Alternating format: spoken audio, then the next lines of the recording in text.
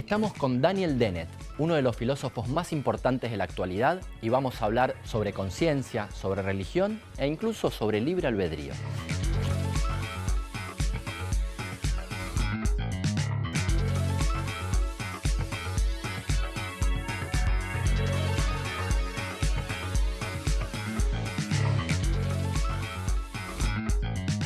So Daniel, for me it's an enormous pleasure to be having this conversation with you. I have been a big fan of your work. Everything what I read from you, I love it, and I always watch your videos on YouTube. Well, thank you. So I would like to start asking, how did you first approach such an interesting thing? How did you, first of all, decided to become a philosopher? I was about 17 years old. I was a first year in college, in university. And we read, as so many freshmen do, we read Descartes' Meditations. And I remember thinking, as I read it, oh, this is brilliant, but it's wrong. It's wrong. And I remember thinking, well, I think I'm going to figure out what's wrong and set it straight. Shouldn't take me more than a couple of days. And here, more than 50 years later, I'm still working on it. So that's how it started. And then how did you start to study consciousness? Well, in a way, right back then. But it was really when I got to graduate school in Oxford and was meeting with fellow graduate students talking about various issues in the philosophy of mind. And I said, well, I think we really should look at this. We should know more about what's going on in our brains. And the other philosophers just laughed. They thought, what a silly idea. I said, come on, you know, your brain is your mind. They didn't think so at all. They thought, might as well look in your liver or your kneecap. And I thought, well, that's terrible. So I went off to the science library, the Radcliffe Medical Library, and spent months there reading everything I could find out about the brain and seeing what people said about consciousness and the mind. And back in the 60s, they didn't have much good to say, which meant that was a wide open field of play for me. So I got some help from a neuroanatomist and a psychologist in Oxford. I didn't get much help from the philosophers. Interesting. Yeah. And so do you think this is why your first writings on that became so famous? So today they are remembered as maybe the foundings. Yeah, the Content and Consciousness, my first book, yeah. Which grew out of my dissertation. And I just recently reviewed it and did a new sort of a reflective introduction for a new edition. And going through it, I was both embarrassed and amazed. I was embarrassed at how naive it was. This is your first book? Yeah, yeah. Okay. But also, when I then reflected on how naive everybody was back then, including the neuroscientists, I thought, well, all right.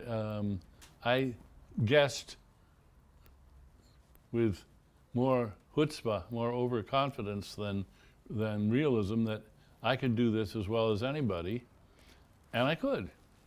And actually, most of the main ideas that I've developed in my career, you can see at least hints of them in that book. Borges says the same. He says that if you read his first book, all his writing is somehow hidden there. But let me ask you, who were more open to your ideas, philosophers or neuroscientists? That's a good question. I am very happy with my reputation among philosophers, even though there are many philosophers who don't consider me a philosopher anymore. I'm just not a philosopher by their lights. Even today? Oh yeah, even today. Oh, okay. No, in fact, there have been several sort of retrograde, regressive movements in philosophy. There are people doing old-fashioned armchair philosophy of mind these days. Wow. They scoff at science. They want to do it the old-fashioned way. And to them, I'm just a traitor, I guess, or whatever I am, I'm not relevant to what they're doing. Okay. And it doesn't bother me at all. I don't bother reading their work. And what matters more to me is that the scientists take me seriously.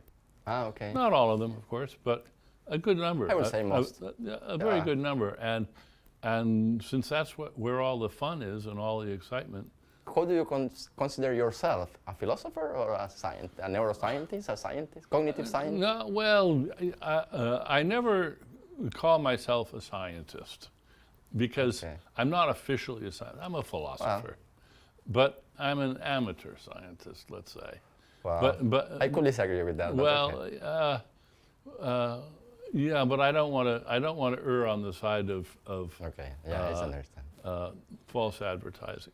If I go to a philosophy conference, I may be a bit entertained, but I may not learn a thing.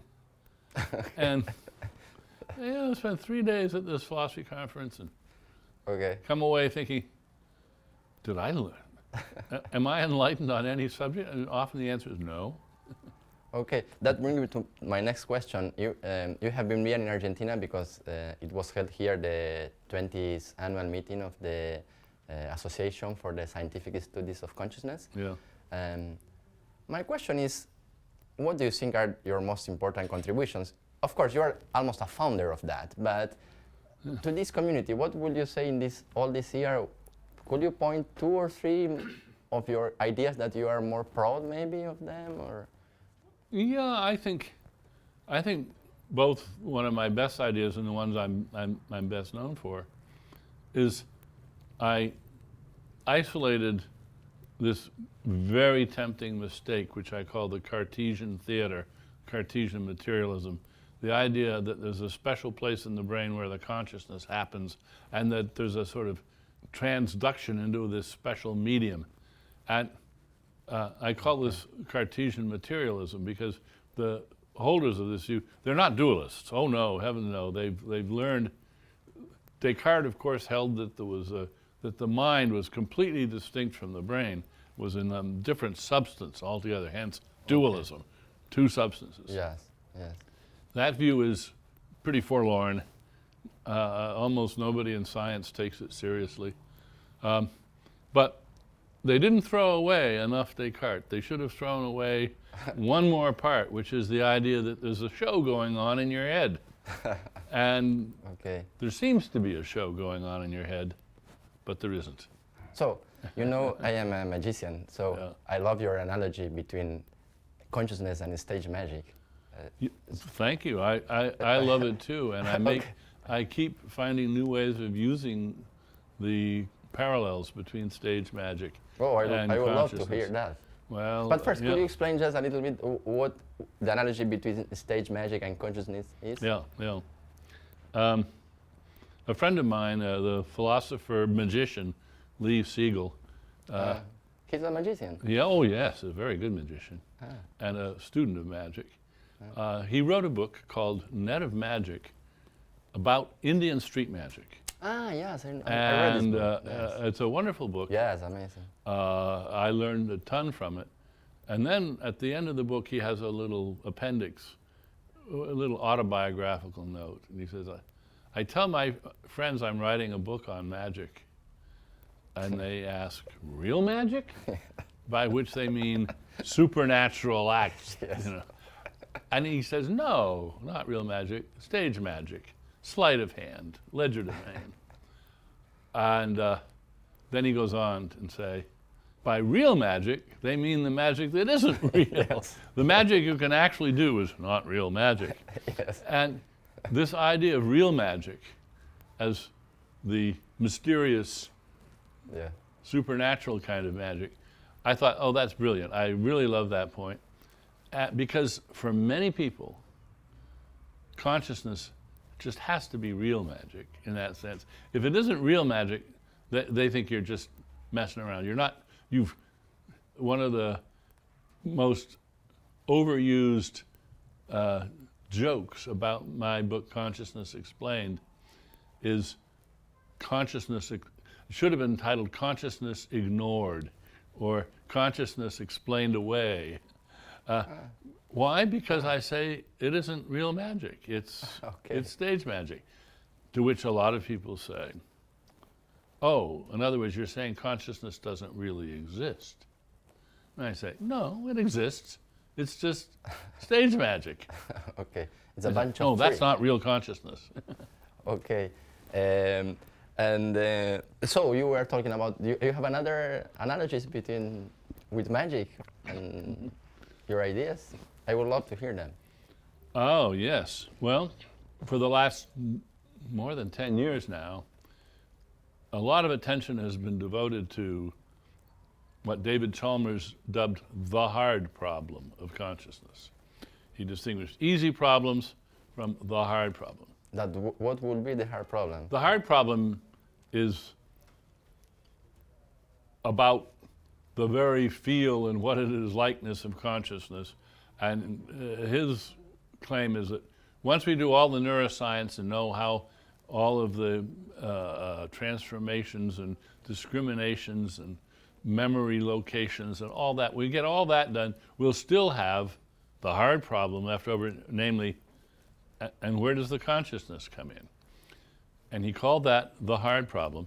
And he convinced a lot of people, both philosophers and scientists, that this was a good division of labor, so that you can find dozens of references by scientists in their own work saying, very modestly, I'm not trying to tackle the hard problem. I'm just dealing with the easy problems. Yeah.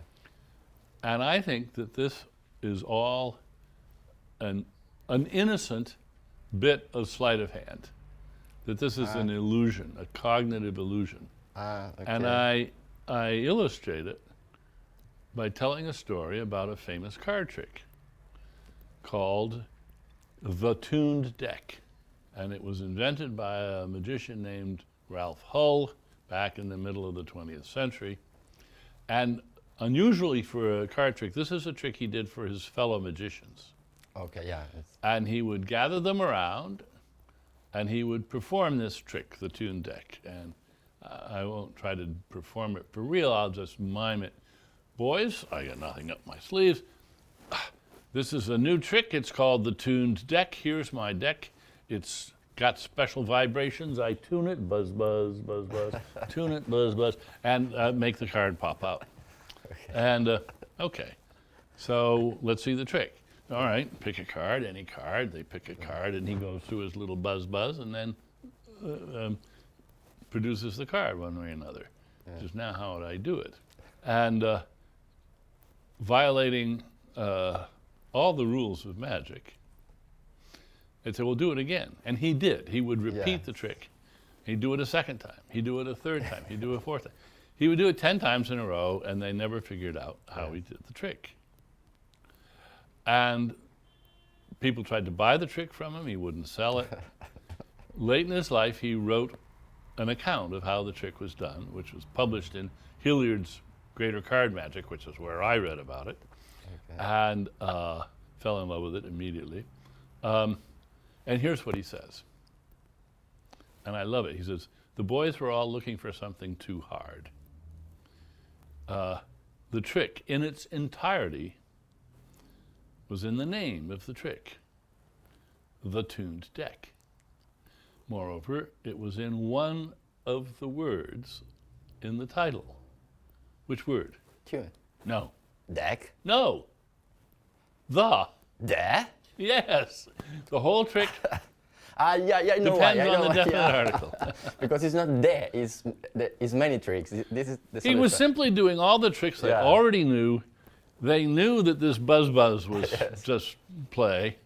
They were looking for something new. It's the de, yeah. And they didn't think it was a bunch of easy problems. They thought it was a hard problem.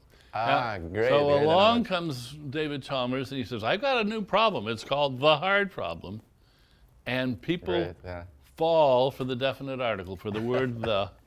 And now I really think that this is the correct diagnosis of this.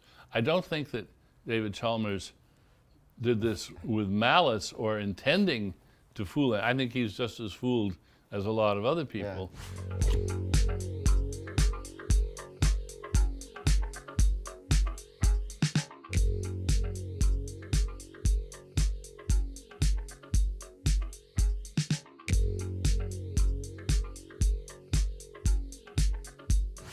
Why do you think people resist so much the idea that you can explain consciousness? They say they have a problem, or it's something emotional, it's something rational? Oh, well, it's, I don't think there's any secret about why so many people feel that way. The mind is the last refuge from science. Everything else has been demystified. Okay. And people feel they have sort of had to retreat into the privacy and mystery of their own minds, and the idea that the scientists can come right in there and figure out what they're thinking and what they're conscious of and maybe manipulate their minds, that's very scary, that's very threatening. Yeah. Do you think, I think Douglas Hofstadter thinks that, I read that, he thinks that what we call consciousness is what religions call soul. Would you agree with that? Yes, in one sense. That is, for those who insist that consciousness is real magic, yes. Many years ago, I was interviewed in Milano by Giulio Girelli, very good science journalist and scientist. And the interview title the next day was "Si abbiamo un'anima, ma è fatta di tanti piccoli robot." Yes, we have a soul, but it's made of lots of tiny robots. And I said, exactly. Do you agree with that? That's it. Yeah, we have a soul. It's made of lots of tiny robots in our brain. They're all non-mysterious. There's all these different mindless little functionaries in there. They do all the work. Okay. But it's what distinguishes us, for instance, from other animals. You are going ahead of my next questions, but you became quite famous studying religion. Yeah. And so how that started? And Darwinism also. I think it's related probably. I had said almost nothing about religion in any of my work until the early years of this century, when America seemed to be going crazy. The religious right was becoming more and more aggressive, and I decided, reluctantly, I had to do something about this. I couldn't just go about business as usual. I had to try to do something. And at the same time, Richard Dawkins had the same idea, and we're old friends. Okay. And he wrote an op-ed piece for the Guardian in England, and I wrote an op-ed piece for the New York Times. We both wrote about the same thing, this new movement that was being started in California, the Brights. Yeah. They had decided that they were going to try to create a new term that was not as noxious as atheist. Yeah. It was, what year was that? What year? 2004, 2003, I think. Okay. Maybe 2003. And to my amazement, it was the most reprinted, tweeted, sent around, copied, downloaded op-ed of the month in the New York Times. And I began to get flooded with letters and emails beseeching me not to drop the issue, but to do more with it, now that I had people's attention. And I didn't want to do a book on the history of atheism or on atheism. Okay. I thought, but I was working on cultural evolution as a Darwinian process.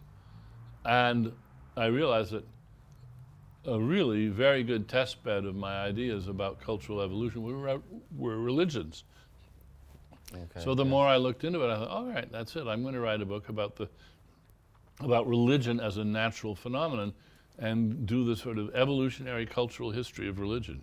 And it turned out, by my understanding, to be a very fruitful inquiry, in that I discovered features of religion that I think had largely gone unnoticed by other historians and sociologists and anthropologists.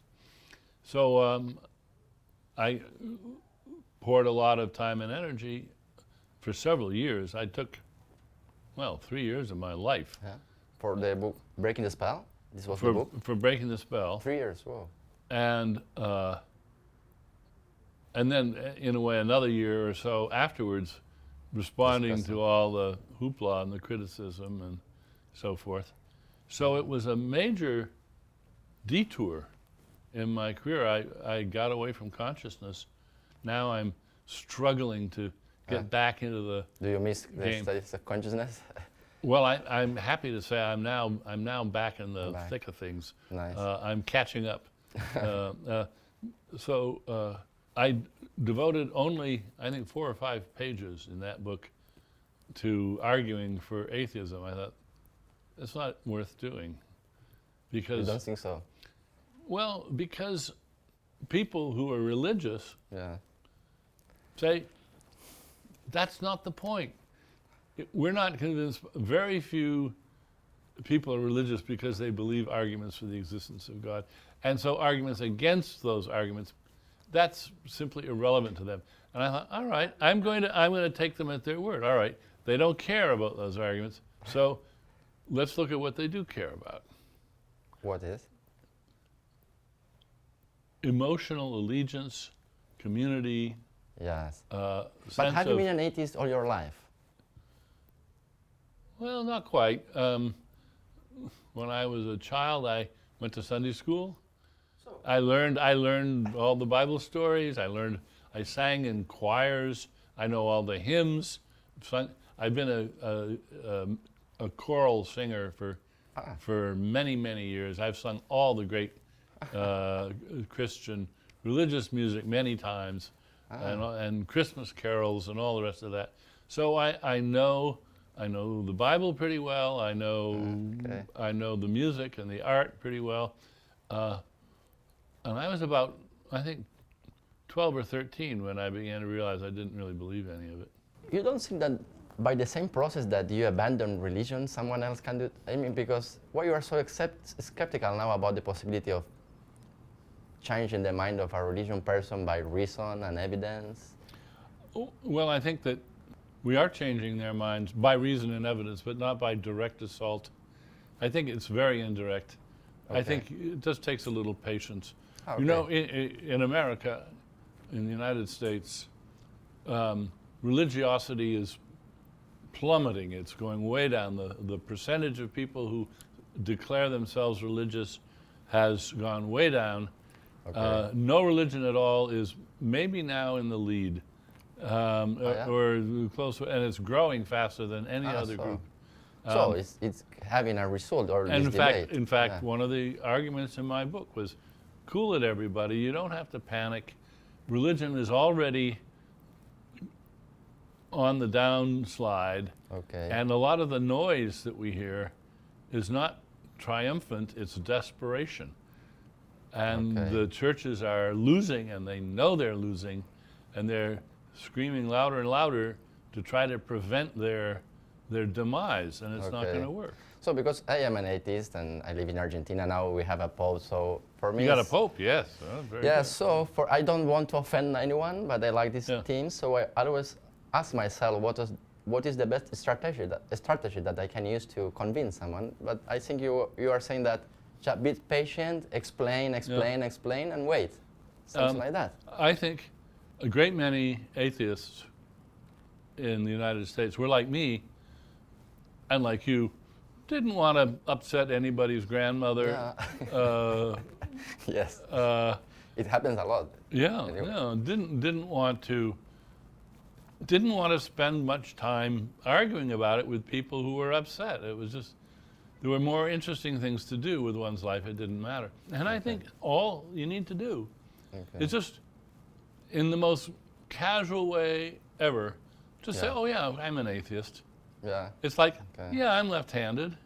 Okay. I wear shoes. So I was going to ask if you think that religion is a force for good in the world. I imagine you think it's not.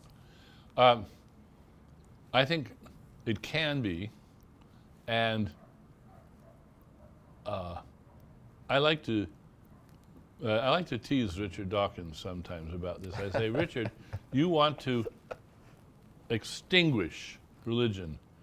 You really should think about it in a more evolutionary sense, Okay. and recognize that it's not extinction you're after.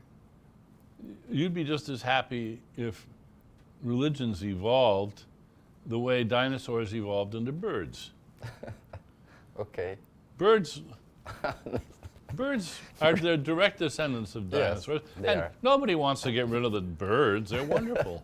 Okay. And there are religions now. When you are an atheist and you say we don't have free will, it seems to be you are doing a favor for a religion person, because you are saying I don't care about moral issues somehow. Well, but I think that's a mistake. I mean, after all, I've written 2 books about free will, Yes. and I say free will is real in the only sense that matters.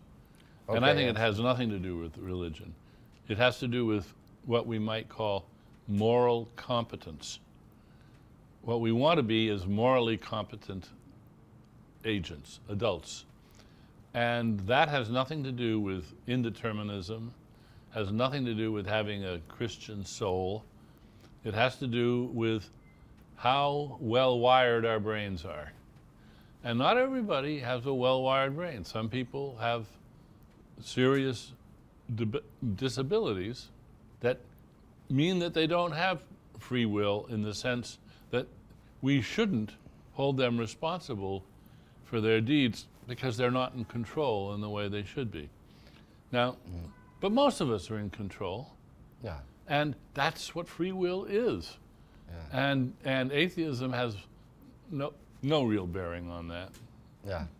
What would you advise to a young person starting right now at the beginning of his career? He imagine that he wrote your books and he admired your work. How should him or her decide what to study or not? Some advice for your... Yes. Well, here's one bit of advice that may surprise. Unless you're a very, very unusual person, you shouldn't try to become a philosopher. Philosophy is what you do when you don't know exactly what the right questions to ask are. As soon as you've figured out what the right questions are, then you go answer those questions using the tools of whatever science you're in. But if there's still controversy about how to frame the inquiry, that's where philosophy happens. Okay, interesting. Okay, great. And thank you very much for this Oh, conversation. you're welcome. Thanks, good questions. Fun talking with you.